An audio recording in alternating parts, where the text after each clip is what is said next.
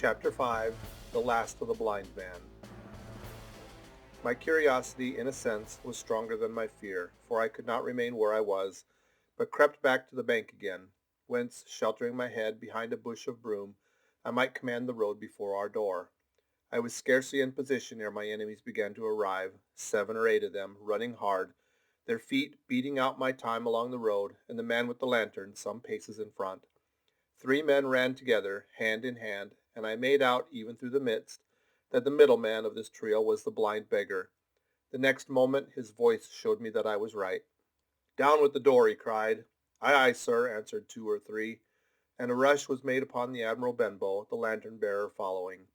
And then I could see them pause, and hear speeches passed in lower key, as if they were surprised to find the door open. But the pause was brief, for the blind man again issued his commands. His voice sounded louder and higher, as if he were afire with eagerness and rage. "In, in," he shouted, and cursed them for their delay. 4 or 5 of them obeyed at once, 2 remaining on the road with the formidable beggar.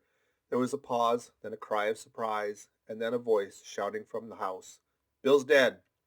But the blind man swore at them again for their delay.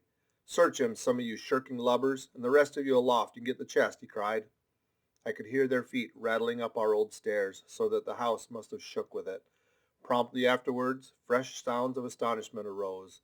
The window of the captain's room was thrown open with a slam and a jingle of broken glass, and a man leaned out into the moonlight, head and shoulders, and addressed the blind beggar on the road below him. "Pew," he cried, "they've been before us. Someone's turned the chest out alow and aloft." "Is it there?" roared Pew. "The money's there." The blind man cursed the money. "Flint's fist, I mean," he cried. "We don't see it here nohow," returned the man. "Here, you below there, is it on, Bill?" cried the blind man again. At that another fellow, probably him who had remained below to search the captain's body, came to the door of the inn. "Bill's been overhauled already," said he. "Nothing left." "It's these people of the inn. It's that boy. I wish I'd put his eyes out," cried the blind man Pew. "There was no time ago. They had the door bolted when I tried it. Scatter, lads, and find 'em." "Sure enough, they left a glim here," said the fellow from the window. "Scatter and find 'em. Rout the house out," reiterated Pew, striking with his stick upon the road.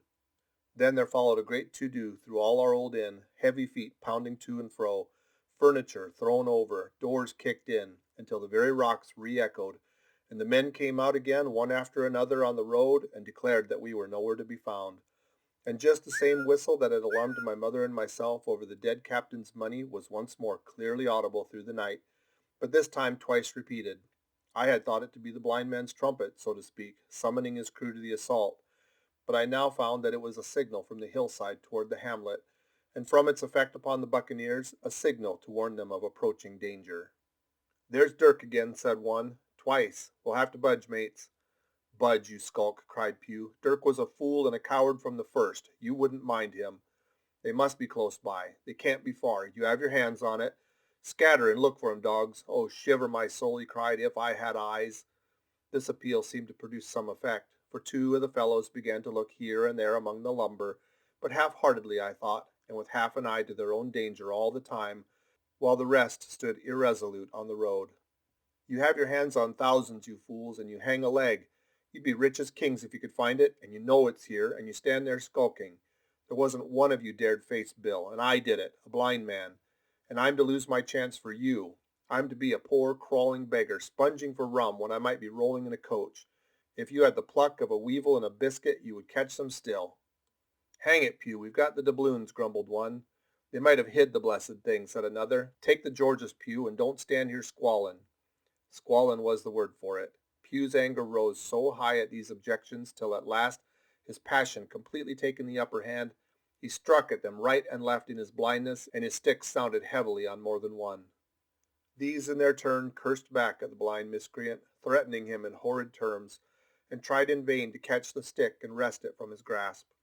The quarrel was the saving of us, for while it was still raging, another sound came from the top of the hill on the side of the hamlet, the tramp of horses galloping.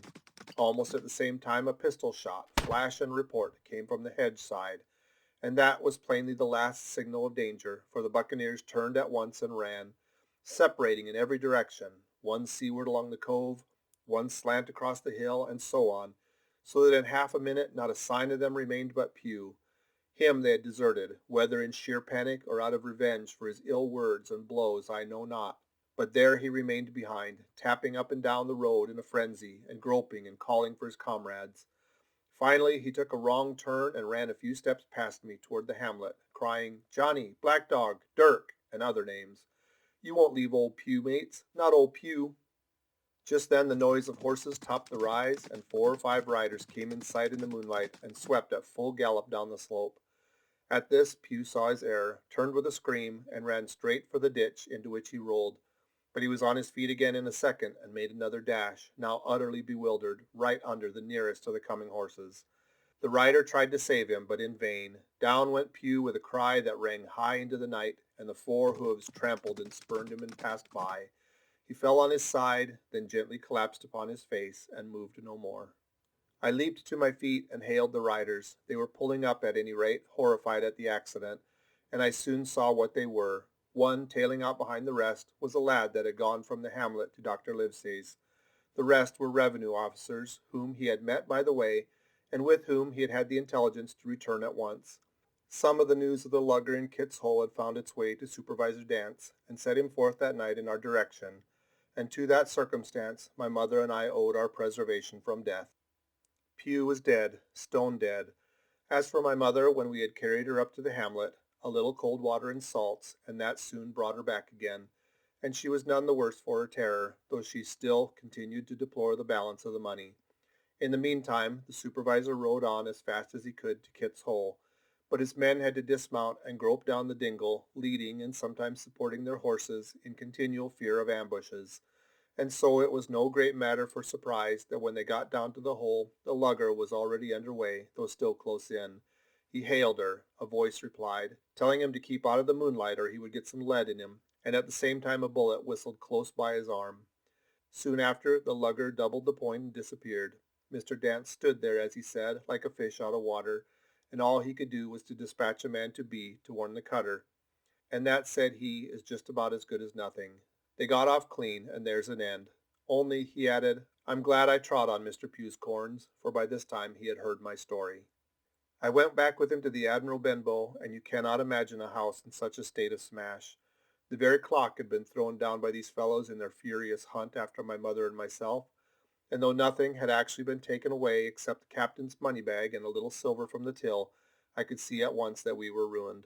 Mr. Dance could make nothing of the scene. They got the money, you say? Well then, Hawkins, what in fortune were they after? More money, I suppose? No, sir, not money, I think, replied I. In fact, sir, I believe I have the thing in my breast pocket, and to tell you the truth, I should like to get it put in safety. To be sure, boy, quite right, said he. I'll take it if you like. I thought perhaps Dr. Livesey, I began. Perfectly right, he interrupted very cheerily. Perfectly right. A gentleman and a magistrate. And now I come to think of it, I might as well ride round there myself and report to him or Squire. Master Pew's dead when all is done. Not that I regret it, but he's dead, you see, and people will make it out against an officer of His Majesty's revenue, if make it out they can. Now I'll tell you, Hawkins, if you like, I'll take you along. I thanked him heartily for the offer, and we walked back to the hamlet where the horses were. By the time I told my mother of my purpose, they were all in the saddle.